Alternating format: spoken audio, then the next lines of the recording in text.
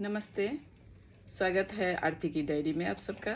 आज मैं 9वीं कक्षा में जो पाठ्यक्रम में परिवर्तन हुआ है उसमें गंगा पुस्तक आई है। इस पुस्तक में राम लक्ष्मण परशुराम संवाद है, उस पर मैं आज प्रकाश डालूंगी, चर्चा करूंगी।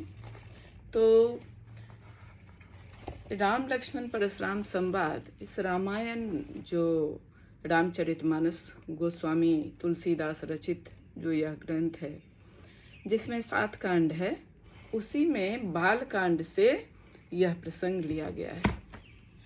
प्रसंग इस तरह है कि भगवान राम जब गुरु आश्रम से शिक्षा प्राप्त करके अयोध्या लौटे थे तो उनकी वीरता की प्रशंसा संपूर्ण देश के लोग कर रहे थे। उनकी वीरता की चर्चा दूर दूर तक फैल गई थी।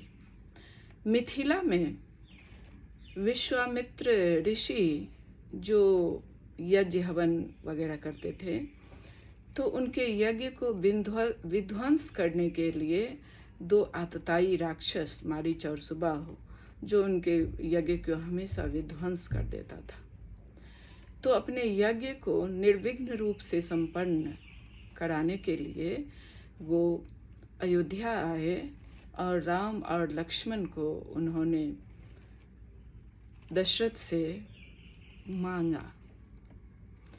राजा दशरथ थोड़ा घबराए भी, लेकिन फिर उन्होंने आज्ञा दे दी और विश्वामित्र राम और लक्ष्मण को लेकर मिथिला गए। यज्ञ संपन्न हुआ। उसी समय मिथिला के नरेश जनक ऋषि, उनकी बेटी जानकी सीता, वो अपनी सीता के लिए स्वयंवर रचे थे, जिसमें उन्होंने शर्त रखी थी कि भगवान शिव द्वारा दिया हुआ एक धनुष था उनके पास, पिनाक धनुष, जिस धनुष को जो उठा लेंगे, जो राजा प्रत्यंचा चढ़ा देंगे, उन्हीं से सीता का विवाह होगा। तो देश विदेश में जितने सारे राजा महाराजा थे, सभी को उन्होंने आमंत्रित किया था इसके लिए। उस समय स्वयंवर की प्रथा थी। तो प्रसंग यही है, जितने राजा महाराजा आए थे, कोई भी उस धनुष को थोड़ा सा हिला भी नहीं पाए। तो राजा जनक परेशानी में पड़ गए कि अब तो शायद ये धनुष भंग होगा ही नहीं और सीता का विवाह भी